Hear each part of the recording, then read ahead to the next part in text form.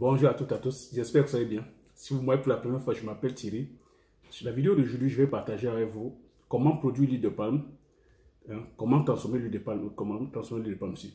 Sur la précédente vidéo, je vais partager avec vous comment cultiver l'huile de palme, la culture de l'huile de palme. Donc, sur cette vidéo, je partage avec vous comment faire la production justement de l'huile de palme. Donc, si tu me vois pour la première fois, comme je l'ai dit aussi, sur ma chaîne, je parle d'entrepreneur d'investissement en Afrique, car je reste persuadé que c'est en entrepreneur en investissant qu'on pourra développer notre continent. C'est en investissant massivement sur le plan économique que le continent peut se développer. Sur la chaîne, je valorise les produits du terroir africain. Je valorise les cultures de rente, les cultures vivrières, les cultures forestières non unies, ainsi que les cultures de rente. Si j'ai créé la chaîne, c'est afin de partager mes astuces et techniques business, afin de t'aider dans tes réalisations ou soit dans tes futures réalisations. Le but de la chaîne ici est de retracer mon parcours entrepreneurial, car il y a cela 7 ans. J'ai embarqué femmes, enfants, frères et sœurs dans une aventure entrepreneuriale dans le domaine agricole avec pour mission de produire le célèbre poivre du Mungo, communément appelé poivre de Penja, qui a reçu son label indication géographique protégée en 2013. De produits tels que l'huile de palme, produits tels que l'huile de palmiste, de produits tels que la Garcinia cola, communément appelé Bitacola ou soit Petit Cola, de produits le riciné d'Endon et de Loti, communément appelé Api ou Swanjansan, avec pour finalité de créer une marque spécifique à nous, dont on mettra sur les marchés physiques et sur les marchés virtuels. Le but de la chaîne ici est de te partager mes difficultés et de t'expliquer comment est-ce que j'ai fait pour me relever de ces difficultés-là, afin de t'aider dans tes réalisations ou soit dans tes futures réalisations. Le but de la chaîne ici est ici d'inviter les amoureux et les amoureuses des pistes, les amoureux et les amoureux de l'agriculture. Si c'est la première fois, pour moi, c'est la première fois que tu tombes sur ma chaîne, tape Agripreneur Visionnaire, tu verras qu'il y a pas mal de vidéos comme ça, parlant de business, parlant des astuces business, parlant de l'agriculture, nous montant que dans le champ de poivrier, le champ de palmier à huile, je te partage comme ça les astuces sur le business, je te partage aussi les astuces sur les cultures vivrières. Si tu es intéressé par l'agriculture, imprègne-toi. J'ai aussi dit, mon but aussi est de venir comme ça vous aider ceux qui sont intéressés par tout ce qui est business agricole. Le but aussi, c'est à la fin, de créer une ferme école où je formerai les gens sur place. Si aussi tu es intéressé par l'aspect de la formation, tout dépendant de ta motivation, et dépendant aussi des personnes motivées, je pourrais aussi faire des formations si vous êtes intéressé. Donc, sans plus tarder, voilà. Le but aussi ici, c'est de faire la promotion de notre culture, faire la promotion de nos plantes médicinales, faire la promotion aussi de nos épices, de nos produits du terroir. Donc, partager nos produits du terroir au restant des autres communautés. C'est à ça que c'est ma chaîne aussi. Donc, de ne pas avoir honte de valoriser nos produits au restant des autres communautés. Donc voilà, sans plus tarder, je vais passer sur le vif du sujet. Donc, j'étais en train de dire sur la précédente vidéo, si tu ne l'as pas vu, comment sur la production de la culture du palmier à huile. Si tu ne l'as pas vu à la fin de cette vidéo, où je te mettrai cette vidéo au-dessus, à la fin de la vidéo, tu vas voir la culture du palmier à huile. Donc, je t'avais expliqué comme ça, donner les plans détaillés de la pépinière jusqu'au planting.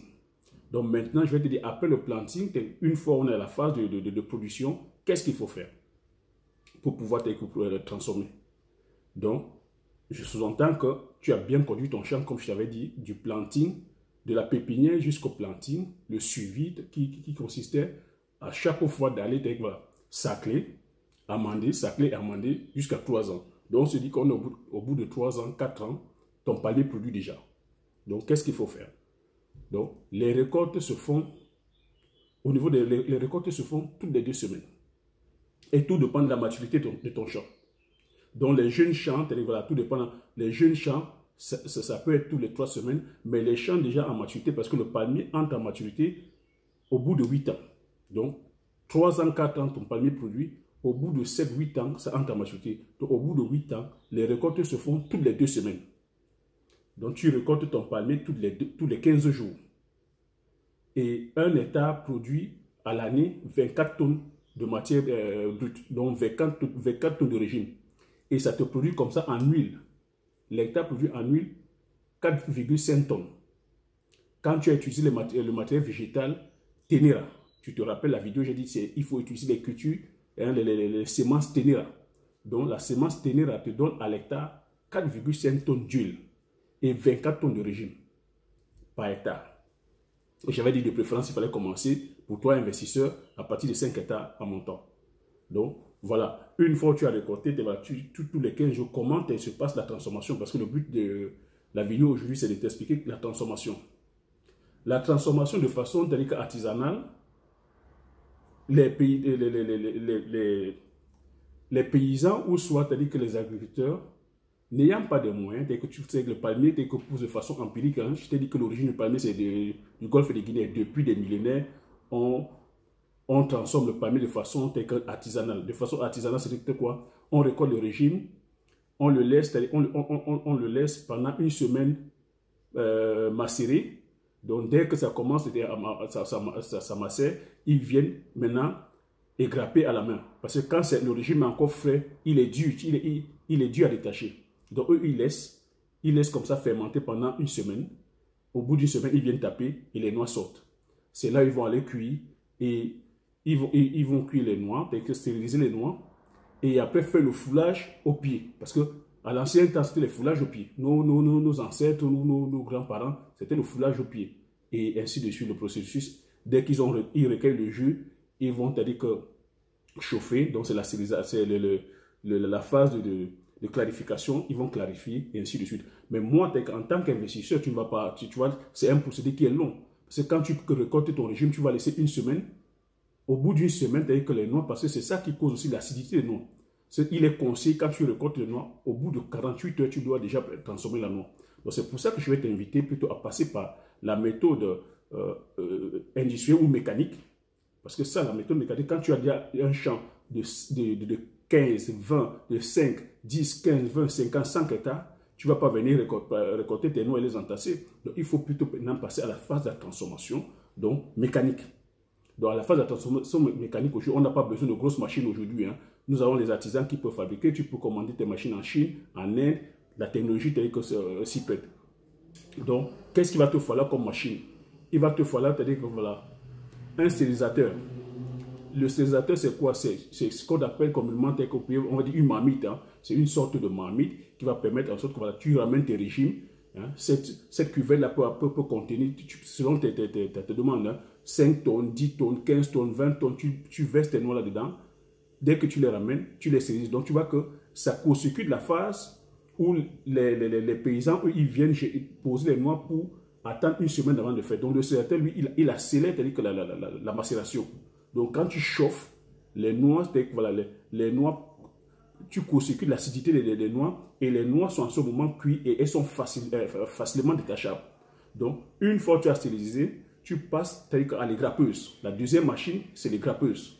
Donc, les grappeuses, en ce moment, quand tu verses ton régime sur les grappeuses, c'est une sorte de tambour qui va faire vibrer les régimes et va détacher les noix. Donc, c'est le rôle des grappeuses. Une fois que ça sort des grappeuses, ça passe à la presse. Donc, la presse va commencer à presser et la presse va jouer le rôle de nos parents qui foulaient au pied, le foulage au pied. Donc, la presse va te permettre comme ça de fouler, de presser les noix cuites et te sortir le jus de palme. Et une fois que tu sors ton jus de palme, tu le passes au clarificateur. Le clarificateur permet, cette fois-ci, de pouvoir faire la décantation entre tu vois, la matière, l'huile et les déchets.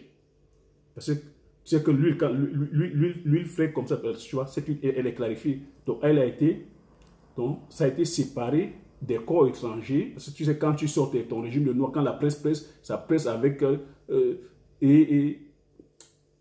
tu as pas mal d'impuretés qui sont dedans. Donc, le clarificateur permet de clarifier, faire la séparation entre l'eau et l'huile.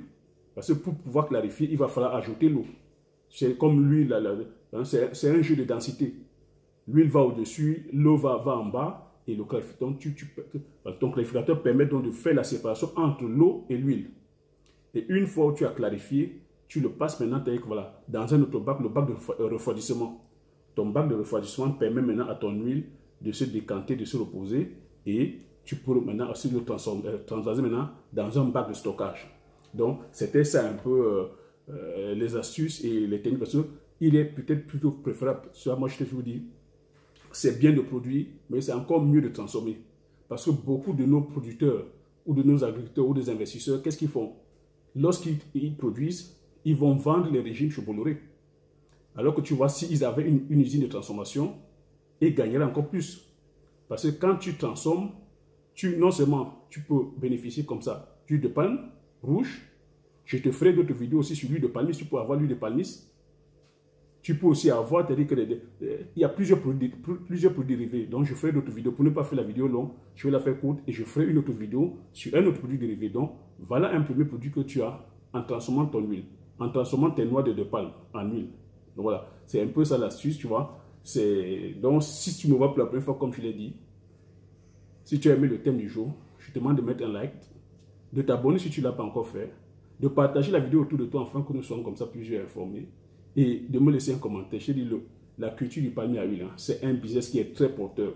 Je dis la demande en matière grasse ou en huile végétale est énorme. La demande dépasse l'offre.